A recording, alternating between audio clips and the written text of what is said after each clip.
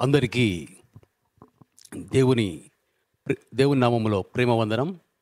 సకల ఘనత మహిమ ప్రభావములు సర్వలోక అధికారి, సర్వసృష్టికి ఆధారం, సర్వజనుల దేవుడు, సర్వంతర్యామి అయిన ఆ దేవునికే చెందునుగాక.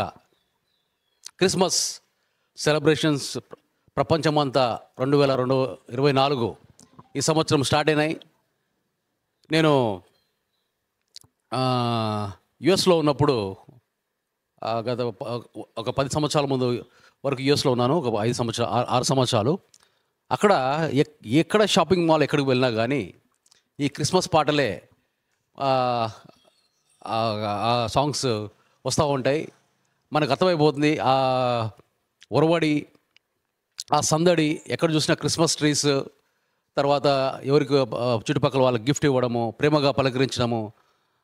ఎవరన్నా ఒకవేళ ఏదైనా మనస్పర్ధలు ఉన్నా కానీ ఆ పండుగ సమయంలో వాళ్ళు దాన్ని పక్కన పెట్టేసి యేసయ్య మనకు చూపించిన ప్రేమ, ఇంకొక మాట చెప్పాలంటే దేవుడు యేసయ్య ద్వారా మనకు చూపించిన ప్రేమ చాటి చెప్పడానికి అని అక్కడ అలా అమెరికాలో ఆ విధంగా ఉండేది. నేను చిన్నతనంలో అంటే ఒక 10th class, 8th, 9th, 10th ఆ టైంలో క్రిస్మస్ పాటలు ఎక్కువగా అన్ని చోట్ల వినపడేవి. నాకు ముఖ్యంగా బాగా నచ్చిన పాట ఏది ఏది బదులేది, క్రీస్తు జన్మించే లోకాన అందరికీ, క్రీస్తు ఉదయించే హృదయాన ఎందరికీ. ఆనాటి విశ్వాసులు ప్రణమిల్లినారు. మరి నిజ విశ్వాసులు ఎంతమంది ఉన్నారు ఈరోజు? ఆ రోజు జ్ఞానులు ఆయనను వెతుక్కుంటూ వెళ్ళి ఆయన్ని ఆరాధించారు. మరి నిజ జ్ఞానులు ఎంతమంది ఈరోజు అనే పాట సారాంశంతో చాలా సందడిగా ప్రతి చర్చ్లో, పల్లెటూళ్ళలో ఎక్కడ పోయినా కానీ ఈ పాటలు సందడి వినపడేది. క్రిస్మస్ అనేది యావత్ ప్రపంచంలో జరుపుకుంటున్న అతిపెద్ద పండుగ. చాలామంది దానికి కాంట్రవర్షియల్గా అసలు డిసెంబర్ 25 తారీఖున క్రీస్తు జన్మించలేదు, యేసు ప్రభు జన్మించలేదు, బహుశా మార్చి నుంచి జూన్ వరకు అయిండవచ్చు, ఎందుకంటే ఆ గొల్లల కాపర్లు వెళ్ళేది ఎండాకాలం అయి ఉంటుంది అని కొన్ని థీసిస్లో చెప్పుకుంటూ వస్తున్నారు. తర్వాత దానికి కొంచెం కాంట్రవర్సీగా ఇది ఒక పండుగ, ఒక రిలీజియన్ పండుగ. 4వ శతాబ్దంలో ఈరోజు ఆ రోమి రాజు ఒకరు దాన్ని డిసెంబర్ 25గా నిర్ణయించినాడని చెప్పేసి చెప్పడం జరిగింది. ఏదేమైనప్పటికీ దేవుడు తన ప్రియ కుమారుడైన యెషువా అని ఎందుకు చెప్తున్నారంటే, యాక్చువల్గా హీబ్రూలో, అరమిక్లో యేసయ్యకు పెట్టబడిన పేరు యెషువా. మనము ఎందుకు అరమిక్ గురించి చెప్తున్నారంటే, మనం బైబిల్లో గమనిస్తే అరమిక్ భాషలో కొన్ని పదాలు అలాగే ఉంటాయి. తెలుగు బైబిల్లో అయినా కానీ, ఇంగ్లీష్ బైబిల్లో అయినా కానీ. తలైతుకుమి, రఖ, తర్వాత ఏలి ఏలి లమా సబక్తా, ఇలాంటివి ఆ పదాలు అలాగే ఉంటాయి. అంటే గలిలియాలో యేసయ్య ఆ ప్రాంతంలో సేవ చేసినప్పుడు వాళ్ళు యేసయ్య వాళ్ళ శిష్యులు మాట్లాడుకున్న భాష అరమిక్ భాష.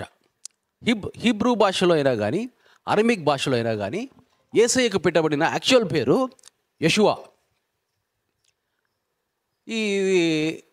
అయితే మరి యెషువా కాస్త యేసుగా ఎలా మారింది అనే దానికి క్లుప్తంగా, హీబ్రూ భాష నుంచి గ్రీకుకు మార్చినప్పుడు గ్రీకు భాషలో ఆ షా అనే శబ్దం లేదు.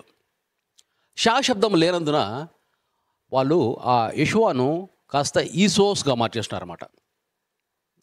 అంటే కొన్ని భాషల్లో, ఇప్పుడు తమిళ్ భాషలో ఒక పదం ఉంది, తమిళ్ అంటే ఆ హా, లా, షా 3 కలిపే విధంగా ఒక శబ్దం ఉంటుంది. మన తెలుగులో అది లేదు.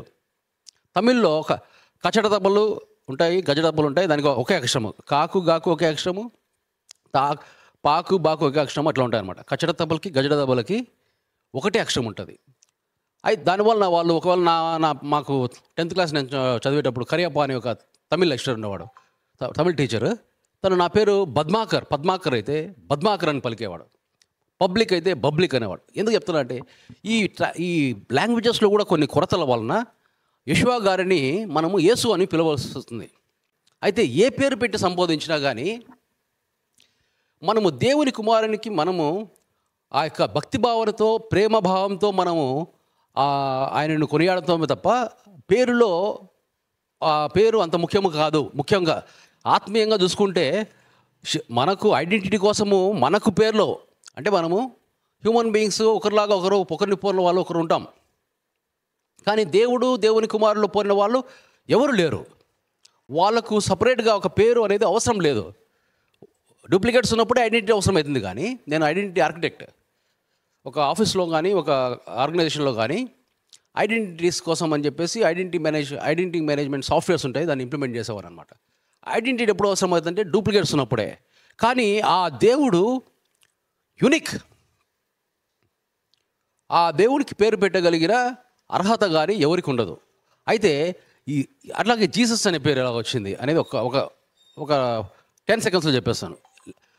అప్పట్లో ఈ ఇంగ్లీష్ లేదనమాట, లాటిన్ లాంగ్వేజ్ తర్వాత పుట్టింది. అప్పుడు గ్రీక్ నుంచి లాటిన్కి కన్వర్ట్ చేసినప్పుడు ఓవెల్స్ కాన్సనెంట్స్ ఉంటాయి కదా, ఓవెల్స్ అంటే అచ్చులు, కాన్సనెంట్స్ హల్లులు. ఈ ఓవెల్స్ అచ్చులు వచ్చే శబ్దం ఏఈఐఓయు వాటికి జే యాడ్ చేశారనమాట. అది లాటిన్కి పోయేటప్పటికి గ్రీక్లో ఉన్న జెసోస్ కాస్త ఈసోస్ కాస్త జెసోస్ అయింది. తర్వాత లాటిన్ నుంచి ఇంగ్లీష్ పుట్టింది. అప్పుడు ఈ జెసోస్ కాస్త జీసస్ అయింది. నిజానికైతే యేసు అనే పేరు కానీ జీసస్ అనే పేరు కానీ ఆ పదం కానీ లేదు. ఈ ట్రాన్స్లేటర్స్ ఆనాడు వాళ్ళకుండే పరిపక్వత, వాళ్ళకుండే దాన్ని బట్టి వాళ్ళు చేయగలిగారు. ఇప్పుడైతే చాలామందికి తెలుసు ఈ విషయం, చాలామందికి తెలియదు. మరి నేనెందుకు ఇలా ఇప్పుడు చెప్పాల్సి వస్తుందంటే, మనకు చిన్నప్పటి నుంచి నేర్పించినటివి మనకు ఆధారాలుగా మారి దాన్నే మనము నిజం అనుకొని ముందుకు వెళ్తున్నాం. కానీ ఆత్మీయంగా మనకు తెలియని విషయాలు ఎన్నో. స్వర్గలోక మర్మాలు యేసయ్య చెప్పిన ఉపమానాల్లో అసలు అంత లోతుగా ఉంటాయా వాటి అనుభవాలు అనేది మనం గ్రహించవచ్చు. అయితే ఏది ఏమైనప్పటికీ యెషూవ గారు మన కోసము పంపబడి ఒక చిన్నపిల్లలకు అర్థమయ్యేట్టుగా కథారూపంలో ఒక సంభాషణ జరిగింది అనుకుందాం. మొట్టమొదటిగా గాబ్రియేలు, మిఖాయేలు, లూసిఫర్ వీళ్ళు ప్రధాన దూతలు. గాబ్రియేల్ వచ్చి మెసెంజర్, మిఖాయేలు అందరికంటే పెద్దవాడు, దేవుని పోలినవాడు అని చెప్పేసి ఆ మిఖాయేలు అనే పేరుకు అర్థం. అయితే ఆయన రక్షణ శాఖకు అధిపతి. అక్కడ మిఖాయేలు రక్షణ శాఖకు అధిపతి. ఎక్కడైనా ఎవరితో యుద్ధం చేయాలన్నా ప్రకటనలో కూడా సైతానుతో యుద్ధం చేయవాడు మిఖాయేలు అని రాయబడి ఉంటుంది. అలాగే గాబ్రియేలు వచ్చేసి మిఖాయేలు అని రాయబడి ఉంటుంది. గాబ్రియేల్ వచ్చేసి మెసెంజర్. ఇప్పుడు మనం గమనించినట్టయితే మరియతో మాట్లాడింది గాబ్రియేల్. ముస్లిమ్స్ ఖురాన్లో మహమ్మద్తో మాట్లాడింది జిబ్రేల్, అంటే గాబ్రియేల్ అని చెప్తారు. అంటే మనతో మనుషులతో మాట్లాడేది ఎవరన్నా ఉంటే అది గాబ్రియేల్. కానీ గాబ్రియేల్ కింద ఉండే గాబ్రియేల్ ప్రధాన దూత అయింటాడు కాబట్టి ఆయన కింద ఉండే మామూలు దూతలైనా అయింటారు. లూసిఫర్ గురించి మనకు తెలిసిందే. లూసిఫరు దేవునికి వ్యతిరేకంగా వెళ్ళి తనకు ఆ దేవుని అధికారము, సింహాసనము, ఆరాధన కావాలని కోరుకున్నప్పుడు అక్కడి నుంచి తరివేయబడినాడు. అయితే కుళ్ళుతోటి ఈ లూసిఫరు పాము రూపము దాల్చి వాళ్ళకు మభ్యపెట్టి వాళ్ళలో నుంచి ఉండే దేవుని ఆత్మను వెళ్ళగొట్టి తినవద్దన్న మంచి చెడ్డల ఫలాన్ని తినిపించేశాడు. ఇప్పుడు ఇదంతా జరిగిపోయి దేవునికి కోపం వచ్చి అప్పుడు ఆ పండు తిన్నప్పుడు వాళ్ళకు వచ్చిన 3 దురాత్మలు. ఒకటి భయం అనే దురాత్మ, ఫస్ట్ సిగ్గు అనే దురాత్మ, భయం అనే దురాత్మ, తరువాత వచ్చిండేది నింద వేయడం అనే దురాత్మలు. ఈ 3 వచ్చినాయి. దేవుని శాపానికి గురయ్యి దేవుడు మనల్ని కొన్ని రోజులు కోపపడి మన మీద కోపము ప్రకటించాడు. పాత నిబంధన అంతా పక్కన ఉండి దేవుని ఆత్మ మనుషులకు పక్క నుండి నడిపించింది. మళ్ళీ అందుకే ఆ విత్తనము ఏంటంటే దేవుని కుమారుడు అనే విత్తనం తిరిగి వాళ్ళలో వేద్దాము. వాళ్ళు ఎప్పుడైతే మారు మనసు పొంది చిన్నపిల్లలుగా మారుతారో అది మొలకెత్తుతుంది. వాళ్ళు 100 ఎప్పుడైతే ఫలిస్తారో 100కి 100 అట్లా 100 ఫలించుకుంటూ పోతారో మొత్తం మానవులంతా దేవుని కుమారులు అవుతారు. తద్వారా మళ్ళీ మీ మీ రాజ్యము మళ్ళీ మీకే, మీ యొక్క సర్వాధికారము మళ్ళీ మీకే వస్తుంది, మళ్ళీ అందరి ప్రేమలు మీరు చూరగొంటారు, దేవుడు కేవలము కోపిష్టి కాడు అని, ప్రేమామయుడు అని అందరికీ తెలుపుతాను అని చెప్పేసి అక్కడ జరిగిన డిస్కషన్ తర్వాత ఇది ఒక ఊహాజనకమైంది అయినప్పటికీ కానీ అక్కడ కొన్ని అపోక్రిఫా కొన్ని దాంట్లో కూడా ఆధారాలు ఉన్నప్పటికీ కానీ ఇది ఒక ఊహాజనకం. నేను ఒక 7 సంవత్సరాల క్రితం ద ట్రూత్ ఆఫ్ గాడ్ అని ఒక మూవీ తీయాలనుకున్నప్పుడు గ్యాబ్రియల్, మిఖాయేలు, లూసిఫర్ల మధ్యన ఏవైతే సంభాషణ జరిగి ఉండవచ్చు అని చెప్పేసి నేను కొంచెము ఆత్మీయంగా ఉండి స్టడీ చేసినప్పుడు వచ్చిన భావనలను ఇవి నేను పొందుపరిచి చెప్తున్నాను అనమాట. యేసయ్య జననానికి దారి. కన్యకైన మరియ గర్భము దాల్చడం అనేదే ఒక miracle, the biggest miracle in the face of the earth. అతి పెద్ద మిరాకిల్. మీరు గమనించింటే ఎవరన్నా ఈ కాలంలో చిన్నపిల్ల, ఒక 14 సంవత్సరాల పిల్ల గర్భవతి అంటే అది దానికి ఎంతో తప్పుగా ఆలోచన చేస్తాం మనం. అలాంటిది దేవుని దూత అయిన గాబ్రియల్ ఆయన ప్రత్యక్షమయ్యి మరియకి, అమ్మా నువ్వు ఆశీర్వదింపబడిన దానివి, నీవు గర్భము దాల్చి నువ్వు ఒక శిశువును కంటావు, అతనికి యెషువా అని నువ్వు పేరు పెడతావు, అతను దేవుని యొక్క చిత్తం నెరవేరుస్తాడు అని చెప్పినప్పుడు అప్పుడు ఆమె కలవరం చెందింది. మొదట ఎవరైనా కలవరం చెందుతారు. సడన్గా ఒక కన్య అంటే పురుషుని నెరగని కన్య, అలాంటి ఆమె గర్భం దాల్స్తుందంటే ఎవరైనా తడబడి కన్ఫ్యూజ్ అవుతారు. అప్పుడు ఆమె కూడా ఇది ఏమి అని చెప్పేసి ఆశ్చర్యపోయింది. అలాంటివి పుట్టుక యెషువా గారి పుట్టుక. ఎందుకంటే ఇది నార్మల్ పుట్టుక కాదు, ఇది the biggest miracle on the face of the earth. అసలు ఇంకా కొన్ని బాగా డీప్గా సైంటిస్ట్ అనలైజ్ చేసినప్పుడు ఎక్కడో రక్తపు స్ట్రెయిన్ దొరికిందంట. ఆ రక్తపు స్ట్రెయిన్ని వాళ్ళు అనలైజ్ చేసినప్పుడు ద క్రోమోజమ్స్ మనకు మామూలుగా XX, XY ఉంటాయి కదా, అలాంటి ఈ 2 కాకుండా ఇంకొక టైప్ ఆఫ్ క్రోమోజమ్స్ ఆయన దగ్గర ఉన్నాయని చెప్పినారు. ఇవన్నీ మనము ప్రూవ్ చేయాల్సిన అవసరం లేదు. దేవుడు మనల్ని ప్రేమించి పంపించిన మన కోసము పుట్టినవాడు యెషువా గారు. అప్పుడు ఆ పుట్టినప్పుడు జరిగిన సందడి, అప్పుడు బెత్లెహేములో పశువుల పాకలో అతి నీచమైన జననం. అంటే ఒక పశువుల పాకలో ఈ యొక్క దేవుని కుమారుడు ఇక్కడ పుట్టినాడంటే, ఇప్పుడు నాకైతే మా కొడుకు హాస్పిటల్లో పుట్టినాడు. చాలామందికి, కొంతమందికి మా తమ్ముడు, చిన్న తమ్ముడు మా ఇంట్లోనే పుట్టినాడు అన్నమాట. నేను కొంచెం దూరం నుంచి చూశాను కూడా. ఇలా జరుగుతుంది. కానీ ఇళ్ళల్లో కానీ లేకపోతే కొంతమంది అనుకోకుండా రైల్వే స్టేషన్లలో, కొంతమంది ఈవెన్ సినిమా థియేటర్లో కూడా పుట్టిన సందర్భాలు మనం గమనించుంటాం. కానీ పశువుల పాకలో దేవుని కుమారుడు పుట్టడం అనేది అసలు మనం ఊహించలేనిది. అలాంటి చిన్న పుట్టినప్పటికీ కానీ అక్కడ ఫస్ట్ కనపడింది ఎవరికంటే అక్కడ ఉన్న దగ్గర ఉన్న గొల్లలకి. వాళ్ళు విశ్వాసంతో వచ్చి వాళ్ళు ప్రణమిలినారు, అక్కడ వాళ్ళు సంబరం చేసుకున్నారు. తర్వాత జ్ఞానులకు ఒక చుక్క కనపడింది. అంటే ఆ స్టార్ వెతుక్కుంటూ వచ్చి వాళ్ళు బంగారు సామ్రాణి బోలం అని చెప్పేసి చాలా విలువైనవి సమర్పించి వెళ్ళారు. హేరో దగ్గరికి వెళ్ళి, ఇక్కడ ఎవరో దేవుని కుమారుడు జన్మించినాడు, యూదుల రాజు జన్మించినాడు అని చెప్పినప్పుడు, యూదుల రాజా, నాకు పోటీ ఎవరు ఇస్తున్నాడరా అని చెప్పేసి హేరోదు వాళ్ళను తప్పుదారి పట్టించినాడు అనమాట. వాళ్ళు మళ్ళీ వచ్చినప్పుడు మీరు నాకు కనపడండి, ఎవరో చెప్పండి అని. అయితే దూతలు కనపడి, మీరు వెళ్ళేటప్పుడు ఆ రాజుని మీట్ కాకుండా వెళ్ళిపోండి అని చెప్పేసి చెప్తాడనమాట. అప్పుడు ఎంతగా మరి ఆ కష్టమైన యేసయ్యను పుట్టుగానే చంపాలన్న ప్రయత్నం కూడా జరిగింది. అయితే ఇవన్నీ దాటుకొని దేవుని యొక్క దీవెనతోటి దేవుని కుమారుడైన యెషువా తనకు అప్పచెప్పిన బాధ్యత నిర్వర్తించడానికి అతను పడ్డ కష్టాలు, పుట్టుక నుంచి మరి అతను పడ్డ కష్టాలు, అతనితో పాటు తన తల్లి మరియ పడ్డ కష్టాలు. మరియ ఆల్రెడీ గర్భము దాల్చక ముందు యోసేపుకు పెళ్ళికి ఇవ్వబడాలని చెప్పి నిర్ణయం చేయబడింది. అతను ఎంత కష్టపడి ఉంటాడు. ఇప్పుడు సడన్గా నేను ఒక ఆమెను పెళ్లి చేసుకోవాలనుకున్నాను, ఒక కన్యను పెళ్లి, పురుషుని కానీ ఆమెను చిన్న పాపను పెళ్లి చేసుకోవాలనుకుంటున్నాను. సడన్గా ఇప్పుడు ఆ అమ్మాయి గర్భం దాల్చిందని తెలిస్తే నా పరిస్థితి ఏమవుతుంది ఊహించుకున్నారా? నేను వేరే వాళ్ళతో ఏమని నేను చెప్పాలా? ఇవన్నీ ఆ యొక్క టెన్షన్స్, ఆ యొక్క పెద్ద సమస్యలను వాళ్ళు దాన్ని ఛేదించుకొని దేవుని కుమారుణ్ణి వాళ్ళు ఈ యొక్క భూమిలో పుట్టడానికి వాళ్ళు అనుమతించడం.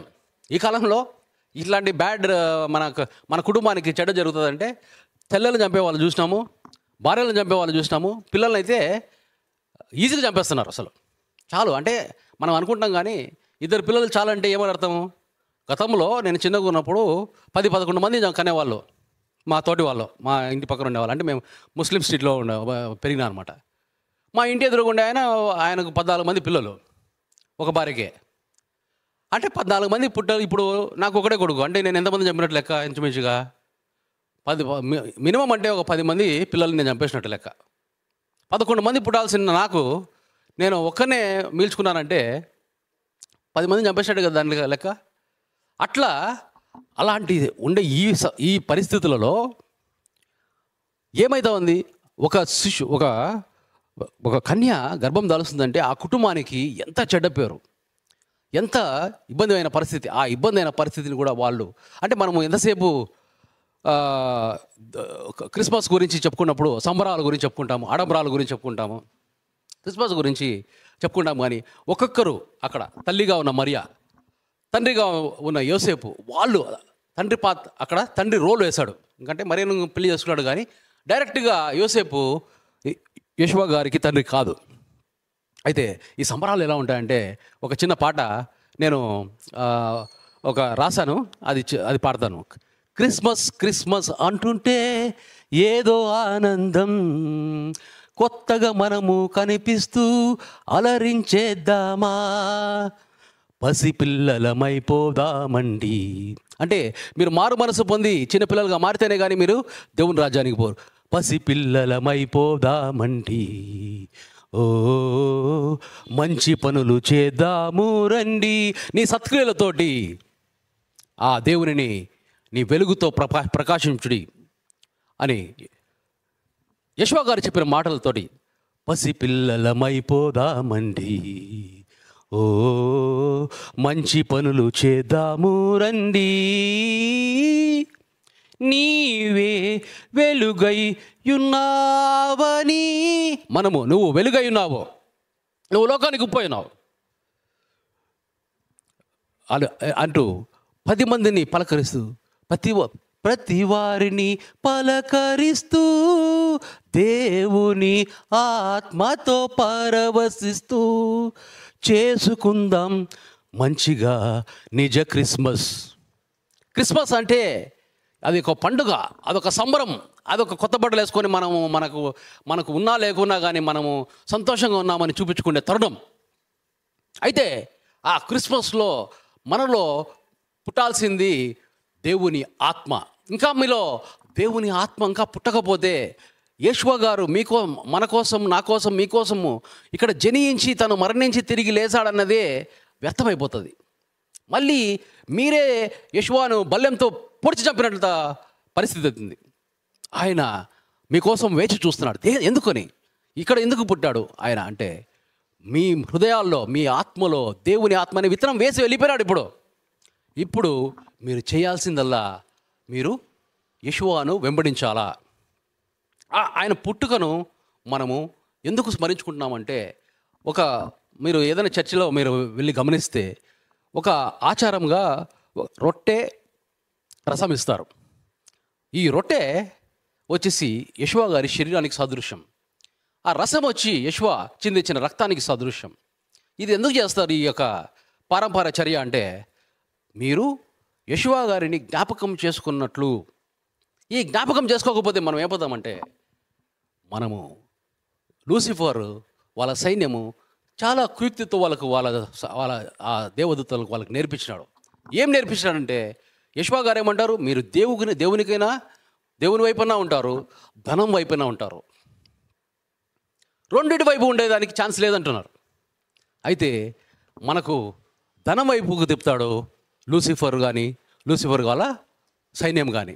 మనకు ధనాశ చూపిస్తాడు, అటువైపు తీసుకెళ్తూ ఉంటాడు.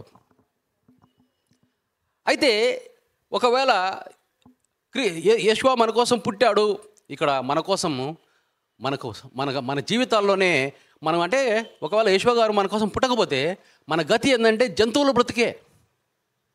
అంటే మనలో ఆత్మ ఉంటుంది, మనం స్వీయ ఆత్మతో వెళ్తూ ఉంటాము, దేవుని ఆత్మ మనలో ఆత్మలో ఉండదు. అంటే చనిపోతే ఖచ్చితంగా నరకానికి పోతాం. ఇది పరిస్థితి. అలాంటిది తిరిగి దేవుని ఆత్మ విత్తనము మనలో వేశాడు. 30 60 100 ఫలించాలా? ఇదే నీకు ఇచ్చిన టార్గెట్. ఎందుకంటే ఈ ఉపమానాలు కొన్ని చెప్పాడు. అసలు అబ్బాబాబా, ఒక్కొక్క ఉపమానములో స్వర్గంలో ఒక మర్మాలు దాగి ఉన్నాయి. మర్మము కాదు, మర్మాలు దాగి ఉన్నాయి. అంటే దాన్ని మనము దేవుని అడిగి, నానా నా ఆత్మీయ చెవులు తెరువు, ఎఫత్తా అంటున్నా ఈరోజు. ఒకవేళ ఎవరైనా ఆత్మీయ చెవులు తెరవకపోతే, ఆత్మీయ కళ్ళు తెరవకపోతే, ఎఫత్తా అంటే తెరవబడును గాక అని అరబిక్ భాషలో వార్త.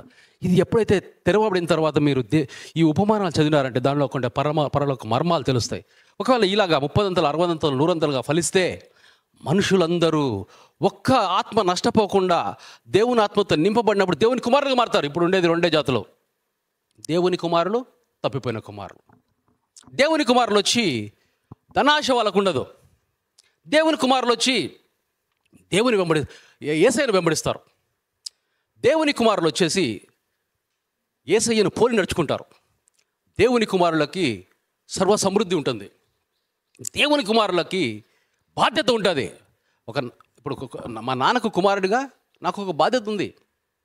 ఆయన తెచ్చిన మంచి పేరు, గౌరవం, కుటుంబ ప్రతిష్ట నేను నిలబెట్టాలా. అది ఎవరు చెప్పినా చెప్పకపోయినా అది ఆటోమేటిక్గా వచ్చేయాల్సిందే. ఆయన రూపంలో పుట్టినంత మాత్రాన సరిపోదు. ఆయనకు దీటుగా అన్నా చేయాలా, కనీసం నోరు మూసుకొని ఉండాలా. అప్పుడు కనీసం ఆయన సంపాదించిన మంచి పేరు నిలుస్తుంది. అది చెడగొట్టకూడదు మనం. అయితే ఇది ఈలోక పరిస్థితి. అయితే మనకు నిజమైన నాన్న ఎవరంటే యేషువ గారు ఏం చెప్పారంటే, ఆయన నా తండ్రి మీ తండ్రి, ఎప్పుడు మీరు నా తండ్రి చిత్తం నెరవేరిస్తే మీరు నాకు సహోదరులు అంటున్నాడు యేషువ. అంటే మా అన్నయ్య ఎవరంటే యేషువ గారు. దేవుని కుమారులకు అందరికీ అన్నయ్య ఎవరంటే యేషువ గారు. ఈ దేవుని కుమారులు ఎవరిని పోలుంటారంటే యేషువాని పోలుంటారు. యేషువ చెప్పిన ఆజ్ఞలు ఏవైతే ఉన్నాయో అవి తూచా తప్పకుండా పాటిస్తారు. మిగిలిన వాళ్ళందరూ ఇంకా తప్పిపోయిన కుమారులు. వాళ్ళు పేరు పెట్టుకుంటారు. వాళ్ళకు టైటిల్స్ ఏమిచ్చుకున్నా కానీ అది మనకు సంబంధం లేదు విషయం. వాళ్ళు బిషప్ అని పెట్టుకోవచ్చు, రెవరెండ్ని పెట్టుకోవచ్చు, పాస్టర్ అని చెప్పుకోవచ్చు, సేవకులను చెప్పుకోవచ్చు. ఇవన్నీ మనకు అనవసరమైన విషయం, దేవునికి అనవసరమైన విషయం. క్రైస్తవులను చెప్పుకోవచ్చు. యేషువ గారిని యేసయ్య గారిని మీరు వెంబడించకపోతే మీరు క్రైస్తవులు గారు. ఒకవేళ మీ జీవితము యేషువ గారు లాగా అంటే యేసయ్య లాగా మీరు లేదంటే మీరు దేవుని కుమారులే కాదు.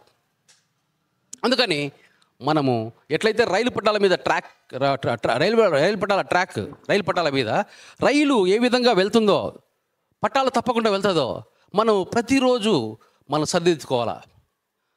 క్రిస్మస్ అంటేనే మామూలుగా ఒక 50 డే, ఒక 2 months నుంచి ముందు నుంచి స్టార్ట్ అవుతుంది సందడి. ఇప్పుడు ఇంకా దగ్గర పడింది మనకి, ఇంకా ఆల్మోస్ట్ ఒక 50 days కూడా లేదు. అయితే ఈ 50 days ఇప్పుడు ఇక్కడ రక్షణ మినిస్ట్రీస్ నుంచి మనకు ఒక 100 మంది దేవుని కుమారులకు క్రిస్మస్ యొక్క ప్రాధాన్యత గురించి చెప్తున్నారు. అది తెలుసుకున్న తర్వాత నేనే వెళ్ళి అడిగా, నాకు కూడా ఒక అవకాశం ఏంటి అని. నేను మామూలుగా నంద్యాల, నెల్లూరు, నూజివీడు, కడప ప్రాంతాలలో పాస్టర్లకే వాళ్ళను బలపరుస్తూ వాళ్ళకి ట్రైనింగ్ ఇస్తూ ఉంటారు అనమాట. చర్చ్ సంఘాలకు వెళ్తూ సంఘాలలో బలపరుస్తూ ఎవరెక్కడైతే బాగలేదో వాళ్ళు స్వస్థపరుస్తూ దేవుని మహిమపరుస్తూ ఉంటా, దేవుని బాధ్యత చేపడుతూ ఉంటా. తప్పిపోయిన చేపల్లాగా తప్పించుకుంటున్న ఈ యొక్క తప్పిపోయిన కుమారుల్ని యేషువ చెప్పినట్టుగా జాలర్లాగా, మనుషులు పడ్డే జాలర్గా మారిన వాళ్ళు పట్టుకొని తోమి వాళ్ళని దేవుని కుమారులుగా మారుస్తూ ఉంటా. ఇది నా బాధ్యత. కనీసం 100 మందిని మార్చమంటున్నారు దేవుని కుమారులుగా. అంటే వాళ్ళు కూడా ఫలించాలా నాలాగా కాదు. యేసయ్యలాగా నేను క్రీస్తును పోలి నడుచుకుంటాను కనుక మీరు నన్ను వెంబడించనని నేను క్రీస్తుని వెంబడించిన కనుక నన్ను వెంబడించండి నేను అంటే నా తప్పు. ఎందుకంటే నాలో శరీరం ఉంది, ప్రాణం ఉంది, ఆత్మ ఉంది. ఆ ఆత్మలో దేవుని ఆత్మతో నింపమన్నాను నేను. నన్ను అంటే కేవలము దేవుని ఆత్మను మనం వెంబడించాలంటే యెషోవాను వెంబడించాలి పూర్తిగా. నేను అందుకే యెషోవా గారు ఏమంటాడు, నా తర్వాత నేను కొంతకాలం మీతో ఉండను, నేను వెళ్ళిన తర్వాత నేను దేవుని అడిగి మిమ్మల్ని వేరొక ఆదరణకర్తను పంపిస్తున్నాను. సత్యస్వరూపైన దేవుని ఆత్మ మీకు అన్నీ నేర్పిస్తాడు, మీతో ఉంటాడు, మీ లోపల ఉంటాడు అని చెప్పాడు. అని ఏమన్నాడు మధ్యలో ఫాస్ట్గా చెప్పినాను, నేను చెప్పిన సంగతులే మీకు మళ్ళీ గుర్తు చేస్తాడు. అంటే ఇప్పుడు నేనేమన్నా విషయం చెప్పినాను అనుకోండి, యెషోవా గారు చెప్పిన దానికి ఇన్ లైన్ ఉండాలా. అది ఒకవేళ అదే లైన్లో లేకుండా వేరే లైన్లో ఉందంటే అసలు అది దుర్వార్త. యెషోవా గారు ఎప్పుడే కానీ సద్బోధకుడు అన్నప్పుడు మీరు నన్ను మంచివాడిని ఎందుకు పిలుస్తున్నారు, సత్పురుషుడు ఎలా పిలుస్తున్నారు, మంచివాడు ఎవడు లేడు ఆ దేవుని తప్ప. యెషోవా గారు చెప్పింది ఇది, ముగ్గురిని ప్రేమించమని. నీ తండ్రి అయిన దేవుణ్ణి పూర్ణ మనసుతో, పూర్ణ ఆత్మతో, పూర్ణ హృదయంతో, పూర్ణ వివేకంతో ప్రేమింపవలెను. నిన్ను వలే నీ పొరుగు వారిని ప్రేమింపవలను, నీ శత్రువుని ప్రేమించవలను. ముగ్గురిని ప్రేమించాలా అంటే దేవుణ్ణి మాత్రమే ప్రేమించాలా. తర్వాత నిన్ను వలే నీ పొరుగువాడు అంటే మనతో పాటు ఉండే దేవుని కుమారులను ప్రేమించాలా.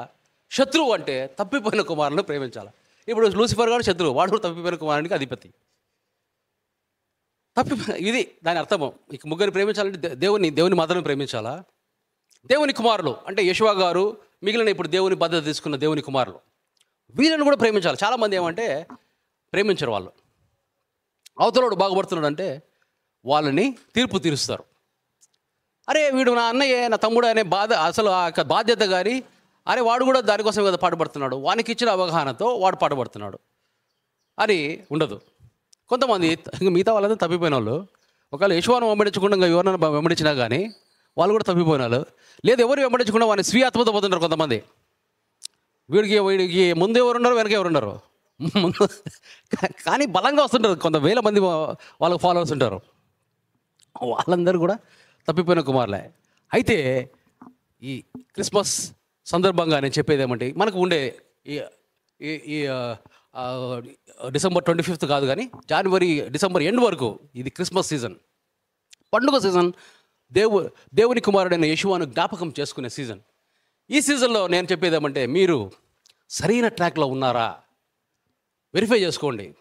కొంతమంది ఏం చేస్తారంటే, అబ్బా యేషే చెప్పిన ఆజ్ఞలు, శత్రువుని ఎట్లా ప్రేమిస్తాము, ఇప్పుడు సొంత తమ్ముని ప్రేమించలేకపోతున్నాము, సొంత తోడబుట్టలు ప్రేమించలేకపోతున్నాము, తల్లిదండ్రులు అసలు ప్రేమించలేకపోతున్నాము, కుమారుడు కూడా మనకు అవసరం లేదని చాలామంది చంపేస్తున్నారు. ఇప్పుడు ఆ చంపడం గురించి ఎందుకు చెప్పినానంటే, ఆ రోజు ఉండే పొజిషన్కి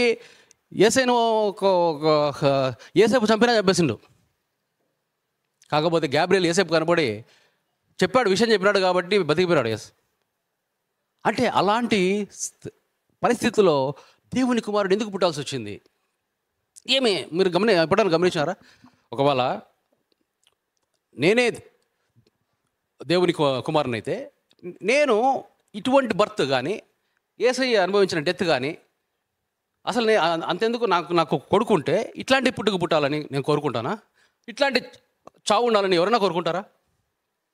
ఎందుకు అలా పుట్టాడు? ఎందుకు అలా పుట్టాల్సి వచ్చింది? మనకంటే ఆజానుభావుడుగానో, మనకంటే విచిత్రంగానో, అంటే ఇప్పుడు 2 చేతులు 2 కాళ్ళు లాగా లేకుండా ఇంకా బాగా వింగ్స్తోనో, లేకపోతే కిరీటంతోనో, ఒక 20 అడుగులు ఎత్తుతోనో పుట్టింటే మర్యాదగా అందరూ వినిండేవాళ్ళు కదా మాట.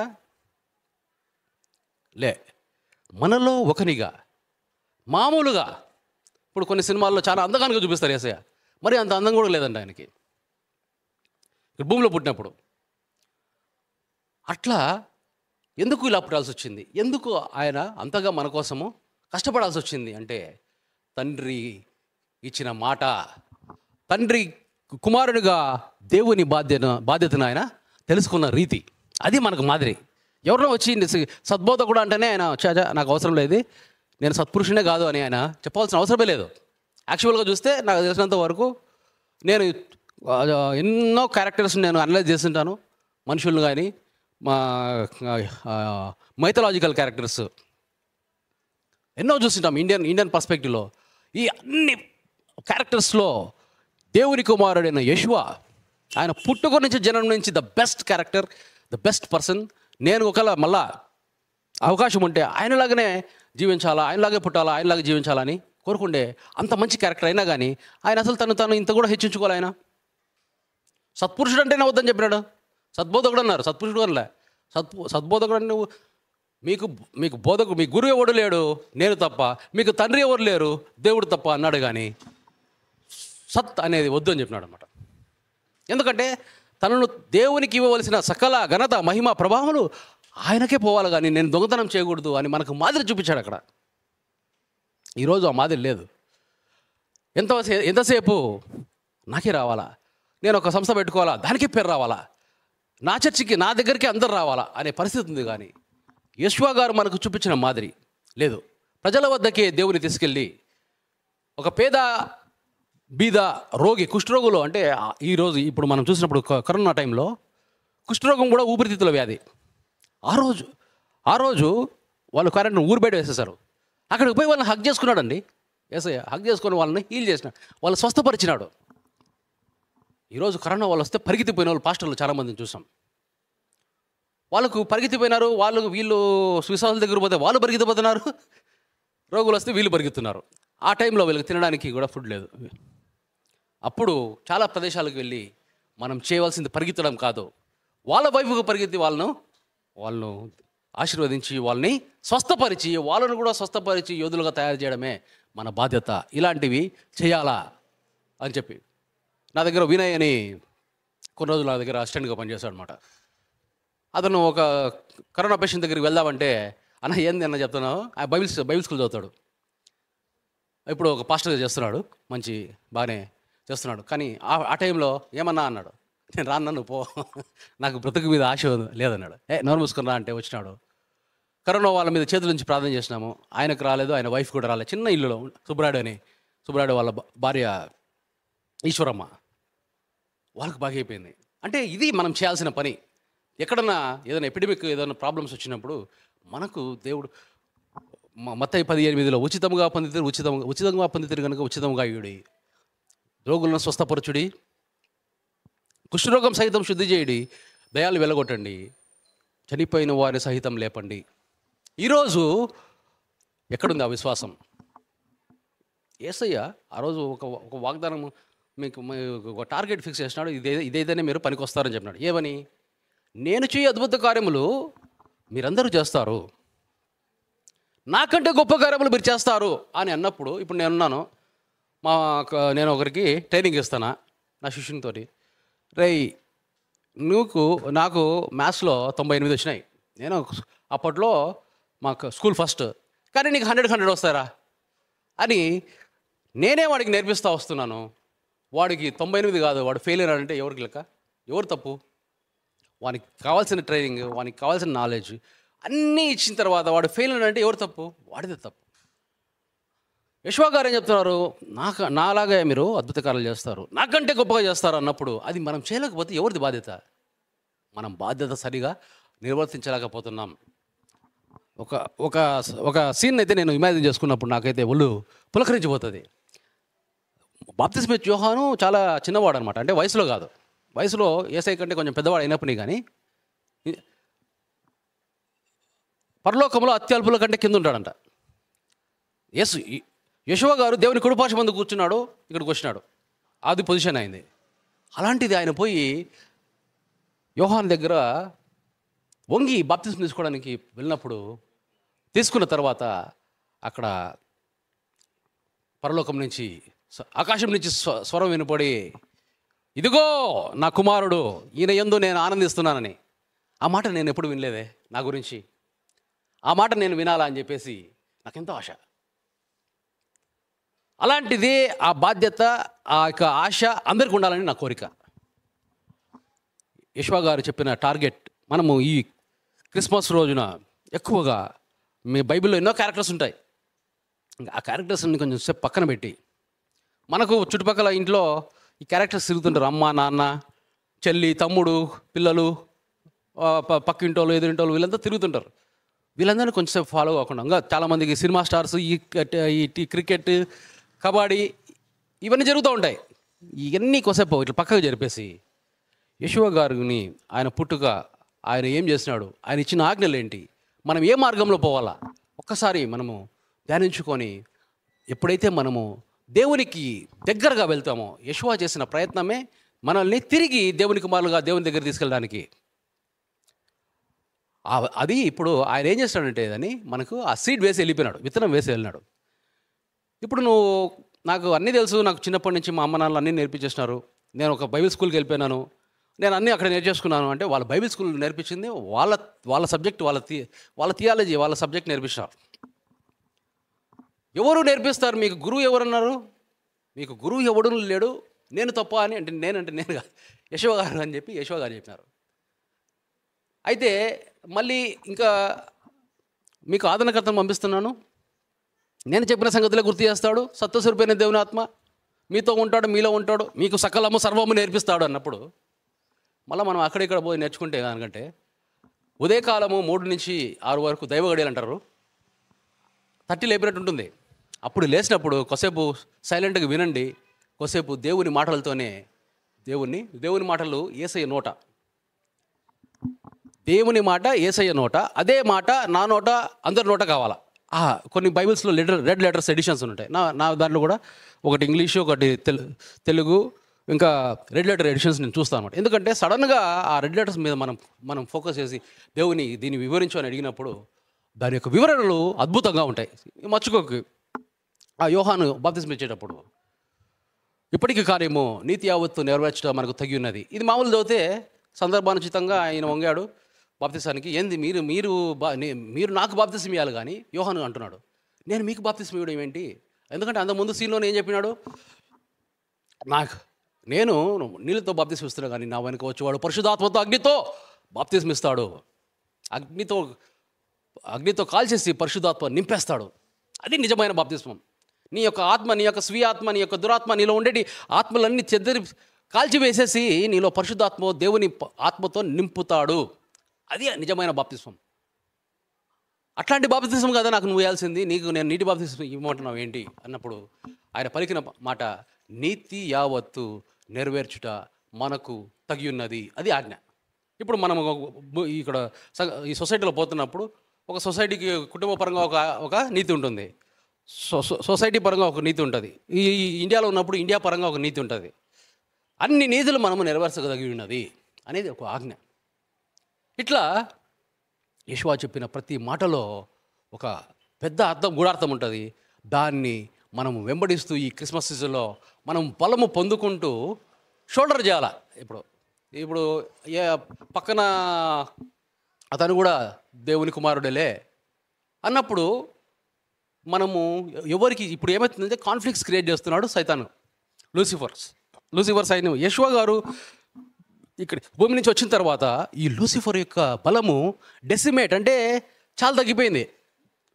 ఇప్పుడు ఎవరన్నా కానీ ఒకరు దేవుని ఆత్మతో పూర్తిగా నింపబడి ఉంటే కాలుతో తొక్కేస్తున్నారు. లేదు మిడిమిడిగా సగం సగం ఉందంటే ఎక్కడ 2-3 చేరి వాళ్ళు ఏకమరుస్తూ ఉంటారో అక్కడ వాళ్ళని మళ్ళీ కాలుతో తొక్కేస్తున్నారు. ఇప్పుడు లూసిఫర్ వాళ్ళ సైన్యము ప్లాన్ ఏంటంటే వాళ్ళు డైరెక్ట్గా ఎదుర్కోలేరు, ఏం చేయగలుగుతారు, కాన్ఫ్లిక్ట్ క్రియేట్ చేయగలుగుతారు. కాన్ఫ్లిక్ట్ అంటే వ్యతిరేక ఆత్మ, ఏక మనస్సు లేకుండా చేయడం.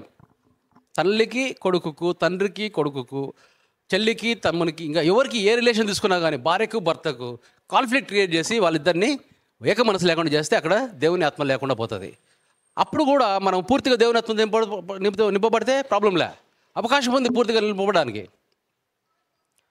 కానీ అలా లేకపోయినప్పుడు వాడు వేరే రకంగా మనల్ని మభ్యపెట్టి ఏ విధంగా అయితే హవ్వకు ఈ మంచి చెడ్డల ఫలం చూపించి ఆహా ఎంత బాగుంది చూడు అని ఏ విధంగా అయితే మభ్యపెట్టాడో ఆ విధంగా ప్రలోభపెట్టి ఇప్పుడు ముందుకు తీసుకెళ్తా వాడి యొక్క టైం గెయిన్ చేసుకుంటున్నాడు. అయితే దేవుని చిత్తము నెరవేరిస్తే మీరు దేవుని కుమారులు అవుతారు అని నేను చెప్పలేదు, యేసయ్య చెప్తున్నాడు. దేవుని చిత్తం నెరవేరిస్తే మీరు నాకు సహోదరి అంటే దాని అర్థం అదే, మీరు తండ్రి కుమారులు ఉన్నట్టు మీ శత్రువును ఏం చేయాలా, క్షమించుడి. మీకు తెలిసిన వాళ్ళని, మిమ్మల్ని ప్రేమించే వాళ్ళు మీరు ప్రేమిస్తే ఏం పెద్దగా దాంట్లో ఏం పెద్ద మీనింగ్ ఉంది? నథింగ్. యెషూవ చెప్పిన ప్రతి మాట, ఆయన ఆయన మన కోసం పుట్టినది, మనం ఎంతగానో సంబరం చేసుకుంటున్నాం, మంచిదే. అసలు చేసుకోకపోయినా కానీ నష్టమేం లేదు. యెషూవ గారు పుట్టి ఇక్కడి నుంచి వెళ్ళిపోయి మళ్ళీ తిరిగి తండ్రి దగ్గర, దేవుని దగ్గర కుడిపార్శ్వలో కూర్చుని ఆయన ఆనందపడాలంటే దేవుడు ఆనందపడాలా? దేవుడు సంతోషించినట్టు, దేవుడు మహిమపరచబడినట్లు మనము మన సత్క్రియలతోటి మనం వెలుగును ప్రకాశింపజేయాలంటే ఏం చేయాలి? మనము ఆజ్ఞలు, యెషూవ గారు ఇచ్చిన ఆజ్ఞలు, మోషే ఇచ్చిన ఆజ్ఞలు పక్కన పెట్టి దాన్నే మెరుగుపరిచాడు యెషూవ. మెరుగుపరిచి, నిన్ను నువ్వు ఉపేక్షించుకో, నీ తల్లిదండ్రులు సహితం ద్వేషించు, నీ కుమారులను నీ కుమార్తెను ద్వేషించు, నీ స్పౌస్ మీ భార్యను కానీ భర్తను కానీ ద్వేషించు, నిన్ను నువ్వు ఉపేక్షించుకొని, నిన్ను నువ్వు ద్వేషించుకొని నప్పుడే నాకు శిష్యుడు శిష్యురాలు అవుతావని యెషూవ గారు చెప్తున్నారు. సో ఇలాంటివి ఎందుకు చెప్తున్నారంటే కాన్ఫ్లిక్ట్ రిజల్యూషన్ అనేది యెషూవ. ఒకవేళ లాస్ట్ వచ్చేసాం, క్రిస్మస్ రోజు ఇది లాస్ట్, ఇది ఫైనల్ స్టేట్మెంట్ వినండి. యెషూవను వెంబడిస్తే ఏ ఇద్దరి మధ్య అయినా కాన్ఫ్లిక్ట్ పోతుంది. అది యెషూవను వెంబడిస్తే ఒక ఇంటికి ఇంకొక ఇంటికి కాన్ఫ్లిక్ట్ పోతుంది. యెషూవను వెంబడిస్తే ఒక ఊరికి ఇంకొక ఊరికి కాన్ఫ్లిక్ట్ పోతుంది. యెషూవను వెంబడిస్తే ఒక దేశానికి ఇంకొక దేశానికి కాన్ఫ్లిక్ట్ పోతుంది. లాస్ట్ బడియా బాత్ అంటారంటే, అంటే అతి పెద్ద మాట. ఇప్పుడు కాన్ఫ్లిక్ట్ జరిగింది, భూలోకానికి స్వర్గలోకానికి కాన్ఫ్లిక్ట్ జరిగింది. ఇప్పుడు ఈ కాన్ఫ్లిక్ట్ పోవాలన్నా కానీ మనం యెషూవను వెంబడించాల్సిందే. ఎందుకంటే యెషూవ చెప్పిన ఆ బాట దేవుని బాట, దేవుని మాట. అందుకే అంటున్నాను, దేవుని మాట యెషూవ నోట, అంటే దేవుని మాట యేసయ్య నోట, అదే మాట నా నోట మీ నోట. ఈ మాటను, ఈ దేవుని మాట గురించి కీర్తనలో ఏమనుంటుందంటే, జుంటి తేనె దారాల కంటే మధురమైనది. తేనె గురించి, అది తేనె ఆల్రెడీ డైజెస్టెడ్ ఫుడ్, మళ్ళీ డైజెషన్ ప్రక్రియ అవసరం లేదు, డైరెక్ట్ ఎనర్జీ ఇచ్చేయడమే. సో తేనె కంటే తీయనటువంటిది, వజ్రము కంటే ముత్యముల కంటే అమూల్యమైనటువంటిది దేవుని మాట. మనిషి ఎప్పుడు ఏం తిందామా ఏం ధరించుకుందామా అంటున్నాడు, కానీ ఒకవేళ నువ్వు ముందు ఆయన నీతిని రాజ్యాన్ని వెతుకు, ఏం తినాలో ఏం ధరించుకోవాలో సర్వ సమృద్ధితోటి నువ్వు అసలు కౌంటింగ్ మిషన్ పెట్టుకొని కౌంటింగ్ చేసుకున్నంత సర్వ సమృద్ధి దేవుడు ఇస్తాడు. ఎందుకంటే ఆదం అవ్వలకి ఇద్దరే, అయినా కానీ సర్వ సమృద్ధి ఇచ్చాడు. ఈ క్రిస్మస్ సందర్భంగా దేవుడు నాకు ఇచ్చి అవకాశం ఇచ్చి, ఎవరైతే చూడడానికి మీకు అవకాశం ఇచ్చారో మీకు చెప్పేది ఏమంటే, కొంతకాలమైనా కానీ మనుషుల్లాగా బతుకుదాం. దేవుని ఆత్మతో నింపబడి ఉంటేనే మన మనిషి. ఎందుకంటే మనకు ఒక ఆత్మ వచ్చినాడు, అది స్వీయాత్మ. దాంట్లో స్వీయాత్మ నింపుకుంటే స్వీయాత్మ ఈక్వల్ టు దురాత్మను వెంబడించుకుంటే పోతే నరకానికి పోతాం. అంటే మనం బతికే 100 సంవత్సరాలు ఇక్కడ ముఖ్యమా? చనిపోయిన తర్వాత ఉండే 1,00,000 కోటి సంవత్సరం ఎంతో నాకు తెలియదు, అది ముఖ్యమా? నిరంతరం అంటున్నాడు, నీ బతికే ఈ కొన్ని రోజులు ఏ విధంగా బ్రతకాలా అనేది నువ్వు నిశ్చయించుకో. ఒకవేళ నువ్వు ఒక పని చేస్తున్నావు, ఆ పనికి నీకు 100 రూపాయలు జీతం ఇస్తున్నారు, ఇంకొక చోట నీకు 1 కోటి రూపాయలు ఇస్తున్నారు, అదే పని కొంచెం జాగ్రత్త చేయాలి, తప్పులు చేయకుండా చేయాలా, బాధ్యతగా చేయాలా. మరి ఏ పని చేస్తావు? నేనైతే దేవుని బాధ్యతగా చేస్తా, నీతిగా చేస్తా, నీతి యావత్తు నెరవేరుస్తా. అది ఇక్కడ నువ్వు వచ్చే 100 రూపాయల కంటే ఇక్కడ 1 కోటి రూపాయలు నీకు వచ్చినప్పుడు నువ్వు ఆనందంగా ఉంటావు. Simple logic. మరి ఇది ఎందుకు మనుషులకు అర్థం కాదు? డబ్బుల వైపు పరిగెత్తారు, ఒకే పనిలో ఇరుకొని పిల్లలు పెంచడమే ఒక ప్రక్రియగా, ఒక కాపలావాడిగా, కుక్కలాగా, ఒక గాడిదలాగా కష్టపడుతూ భారం మోగి సంవత్సరాల నా దగ్గర రండి మీకు విశ్రాసిస్తా అంటే గాడిదలాగా భారం మోస్తూ సింహంలాగా బతకాల్సిన మనం ఇప్పుడు కుక్కల్లాగా గాడిదలాగా బతుకుతున్నారు. ఒకవేళ ఇలాగే బ్రతికి మీరు చనిపోయారు అనుకోండి, మనిషిగా పుట్టి జంతువుగా బతికి జంతువులాగా చచ్చిపోతే దానికి ఏమర్థం ఉంది? మీ ఆత్మతో దేవుని ఆత్మలు నింపండి. మన ఆత్మ దేవుని ఆత్మలో తిరిగి జాయిన్ కావాలా. దేవుడిచ్చిన ఈ క్రిస్మస్కి ఇచ్చిన వెలుగు వాక్యం, ఈ అవకాశం ఇచ్చిన రక్షణ మినిస్ట్రీస్ మనీ సిస్టర్కి, ఇక్కడ పాస్టర్ అయినటువంటి అబ్రహాం గారికి, ముఖ్యంగా ఆ యొక్క అసలు ఇక్కడికి వస్తాను కూడా నేను అనుకోలే. ఈ అవకాశం ఇచ్చిన దేవునికి, దేవాది దేవునికి సకల ఘనత మహిమ ప్రభావములు చెందునుగాక. ఆమెన్.